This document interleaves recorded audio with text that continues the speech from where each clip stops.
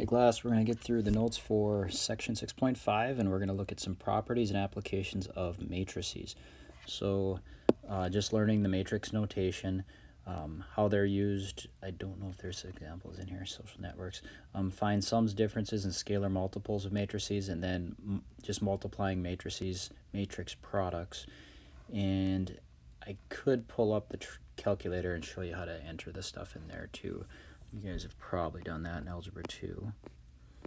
Okay, so matrix notation, you're going to see some subscripts in here which are referring to rows and columns of the matrix. So a matrix denoted A with a subscript ij. The ij refers to the element in the, whatever that the ith row and the jth column. So for example, A31 would be an element of the matrix located in the third row, so the third row for the 3, and the first column. Okay, if matrices are equal, then it means, or the matrices will be equal if all of the corresponding elements are equal. Okay, so in this first example, it just says identify basically these 3 elements. So we're just looking up here. So they're using the lowercase letter a, which means we're referring to matrix A that has the capital letter, but they want the element in row 1 and column 2. So row 1 up here, column 2. So we should be able to locate that. Row 1, column 2 would be the element right there, which would be -3. Okay, so that one's -3. And then the next one in matrix B, row 3, column 2. Okay, so matrix B, row 3, column 2. We can see it's the 5 right there. Okay, and then matrix A, row 1, column 3, row 1, column 3. So that would be this one right here, which is 7. Okay, so that's just locating the element that they're asking for when given the matrix, or the the notation for that element. Okay, some of these I just left worked out to save a little time in the video. So here, it's just what we're computing here is the product of 2 elements, and then they're telling us which elements to locate. So element A, row 3, column 1. So row 3, column 1, that's the 4. So I've got the 4 there. Times in matrix B, the element in row 1, column 3. Row 1, column 3 is the 7. So, and then they're right next to each other, so that's telling you to multiply. So I'm getting the 28. Okay, next we've got A in matrix A, row 3, column 2, which would be that 2 right there. And then in matrix B, row 2, column 3, which would be this -2. Multiplying those gives us -4. And finally, we've got in matrix A, row 3, column 3, so row 3, column 3 would be the 5, and matrix B, row 3, column 3 would be the 2, multiplying those, and then we're asked to take the sum of those products. 28 plus -4 plus 10 would add up to 34.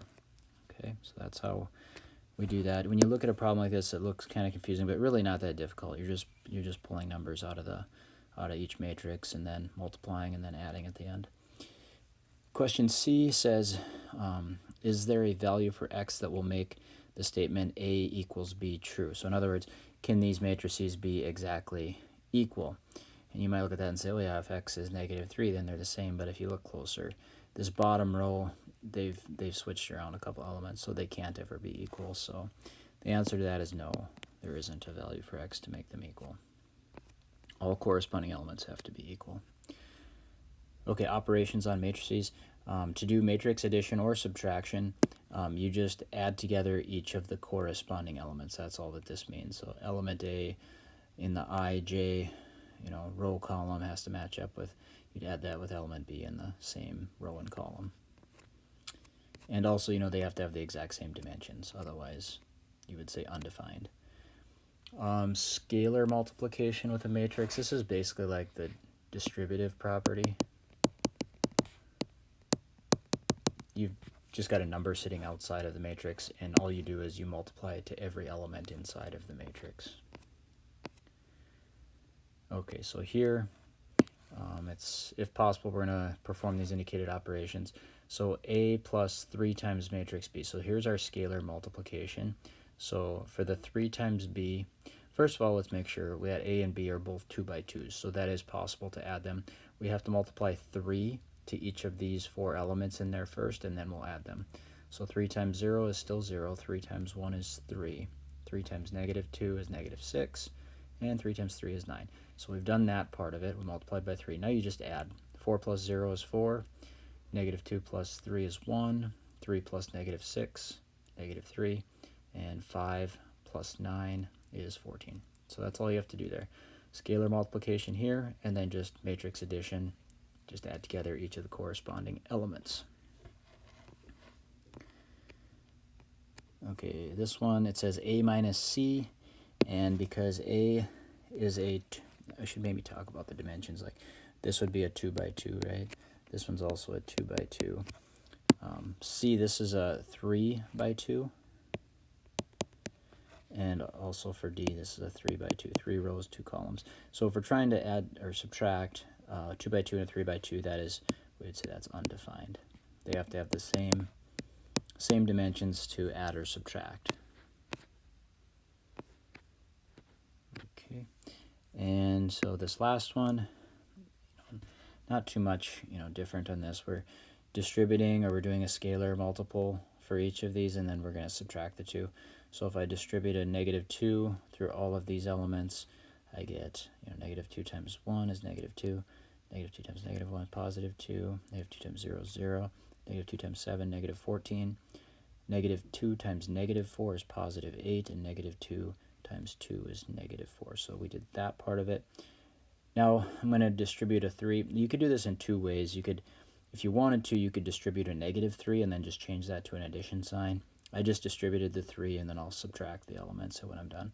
So if I multiply a 3 to each of these elements, I get negative 3, negative 9, positive 27, negative 21. 3 times 1 is 3, and 3 times 8 is 24. Now you can just go ahead and subtract each. Negative 2 minus negative 3. Don't forget, if you're minusing a negative, that changes to adding. So negative 2 plus 3 is 1. 2 minus negative 9 would be 2 plus 9, so that's 11. 0 minus 27, negative 27. Negative 14 minus negative 21 means add 21, so that's positive 7. 8 minus 3 is 5, and negative 4 minus 24 is negative 28. Okay, so that's all we do there. Some scalar multiplying and then adding or subtracting. Okay, so for doing matrix multiplication, this part it's a little bit more complicated.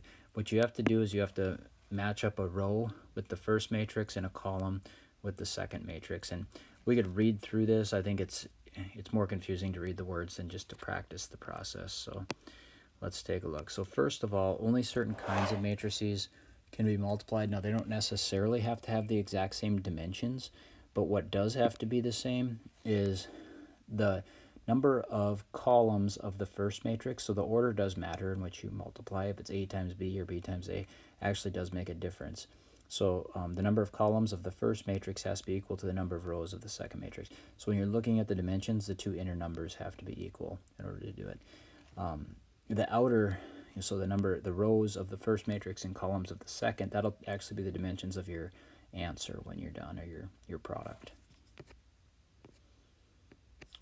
So again, it's probably really important here to label your dimensions so that before you start, you can just say, okay, if I'm multiplying A times B, that means I'm taking a 3 by 2 times a 2 by 1. So I'd write those dimensions out and then make your comparison. Are the two inner numbers the same? Yes, we have a 2 here and a 2 here, so it is possible to multiply. And then when I'm done, I should get a 3 by 1. Okay, those will be the dimensions of my answer. Now, as far as the process goes, okay, so we're going to write this out. We got A, I've got these numbers here, 1, negative 1, 0, 3, and 4, negative 2. And then B is just a 2 by 1, so I've got those two numbers there. It's like a column matrix, they call it. So what I need to do is, that's why I circled this row and this column. It's the only column there, but what we do is we multiply the 1 times the negative 1, and then this negative 1 times the negative 2 down here. It's kind of like, I was thinking of it as you kind of pick it up and match it up vertically with these, and then you multiply across. But you kind of have to get the process down and practice it a little bit. But it's this first number times this first number, and then you add together that product plus negative 1 times negative 2. So I'm showing the work over here. So the 1 times negative 1 right there, and then the -1 times -2 right there. And then we're going to add those two numbers together. And then you continue through the process. Now you go down to the next row, and that'll be what you have here. So now it's 0 times -1. That's what I have right there. And 3 times -2. Okay, and we add those together. And then finally you go down to your bottom row. 4 times -1 plus -2 times -2. Okay, and then we're going to add those together. So that's -1 plus +2, so that's 1. 0 plus -6, -6, and then -4 plus +4, so that's 0. And so we just get 3 by 1 as our solution to that, which is what we knew it was going to be because we could see that in the dimensions. Okay. Let's see, do I have another one of these? Yes. Okay, so let's take a look at another one, and then I can quick pull up the calculator and show you how to do it on there too. Okay, so here we're going to do C times A. So that's a 2 by 3 times a 3 by 2. So again, the order does matter, so you want to list the dimensions of C first, then A second. So the inner dimensions are the same. They're 3 and 3, so that's good. We can do it. And our answer should be a 2 by 2 when we're done. Okay, so I'm listing the numbers from matrix C here, and then matrix A over here. And again, now I'm going to match the top row with the first column of the second one. Okay, the first row of the first matrix, and then the first column of the second matrix. So then multiplying 1 times 1 plus 2 times 0 plus 3 times 4. So I'm writing that right here. 1 times 1, 2 times 0, 3 times 4. Okay. Then, in this case, since there's 2 columns, unlike the other one, there's only 1 column, I'm going to stick with the first row and now multiply it, each of those numbers times each of these numbers in the second column. So 1 times -1, 2 times 3, and 3 times -2. So that's right here. 1 times -1, 2 times 3, and 3 times -2. And again, you're just taking the sum of all of those products. Now for the bottom two, in the bottom row, now I jump down to the 4, 5, 6 on the bottom. So it goes 4 times 1 plus 5 times 0 plus 6 times 4. So right down here, 4 times 1, 5 times 0, and 6 times 4. Okay, add those up. And then finally I take the bottom row with the last column. So 4 times -1, 5 times 3, and 6 times -2. Right there. 4 times -1, 5 times 3, and 6 times -2. All right. And then I'm just gonna add these values together. So 1 plus 0 plus 12, 13. -1 plus 6 plus -6, that's just -1. 4 plus 0 plus 24, that's 28. -4 plus 15 plus -12, and that is -1. Okay, so that's how we get our solution for multiplying those matrices by hand. I can quickly, let's pull open it. I don't have my calculator open right now, but let's find this real quick. Okay, so if we were going to do this on our calculator, there's a matrix button right here, right? So there's a matrix button, and what you have to do to do the matrix multiplication, you'll have to hit edit, and then you can enter the dimensions of the matrix that you're working with. So the first one we had was I forget, let me look here. Okay, so we were doing a 2 by 3 and then a 3 by 2. So the first one, and it's going to put it in the first spot, we're just going to call it A, but that's okay, we can remember it. So our first matrix C is it's a 2 by 3, so I'm just going to enter that first. Okay, so we've got a 2 by 3.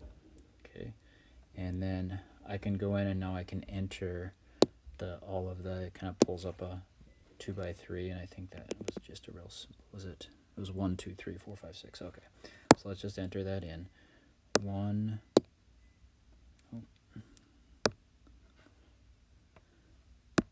sorry, okay, 1, 2, 3, 4, 5, and 6. Okay, so I have that matrix. So that's kind of stored in for matrix A. Okay, so I've got that one in there. Then I'm going to go back to hit this matrix button again. So I've got that 2 by 3 in there. And then I'm going to scroll down to B. Maybe I should have called that one C. So, well, we'll keep it straight. We're just going to go A times B when I do this on my calculator, even though they're calling them C and A on in our book, but that's okay.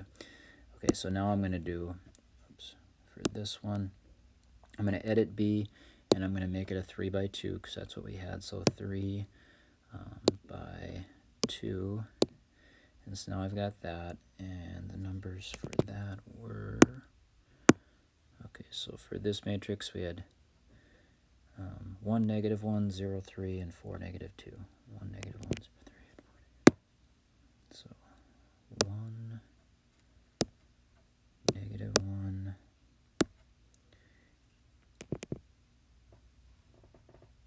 0, 3, and 4, -2. 0, 3,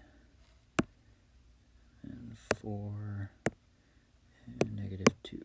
Okay, so those numbers are all in there. Okay, so I'm going to go back to matrix, and so those are in. And now I'm just going to take A times B. Okay, so when I have my names, I'm going to choose A, and then I'm just going to hit times, and then I'm going to go back to matrix. Then I'm going to hit B, or hit number 2, I guess. And then enter. And I believe those were the numbers I had. My answer, 13, -1, 28, -1, I hope. We did that right. Yeah, so that's what we had. So you've probably seen how to do that before in your calculator, but just a quick refresher on that. And then I think this is not quite the last one, but this example is asking us to do D times C, and this is one where if we look at the dimensions, D is a 3 by 3 matrix and C is a 2 by 3, and we're not able to do it in that order, because if you were trying to take a row from D and match it up with a column from C, there aren't enough numbers in that column. Okay, they have to have the same number, and they have to do it in that order. So because these numbers are not the same, we say that you can either say not possible or undefined. Okay, so just a summary of the properties of matrices that are similar to some of our properties of real numbers. This is called commutative property. So for addition, you can add matrices in either order. That works out just fine. This would be your associative property, and as long as the order stays the same, I can add A plus B first and then add C, or I can add B plus C and then add A.